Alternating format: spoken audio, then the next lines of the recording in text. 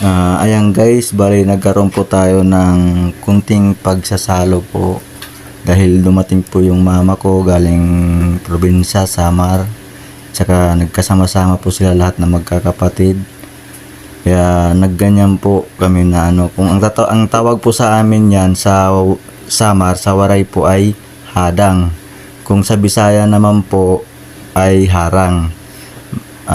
Siguro ko sa atin ngayon sa panahon natin ito wala pong nakakaalam sa ganyan.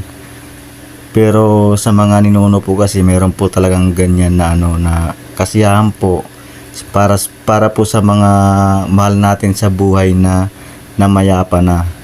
Bali tatawagin po lahat yan kung sa magkamag-anakan nyo na mayapa na yan, tatawagin po lahat.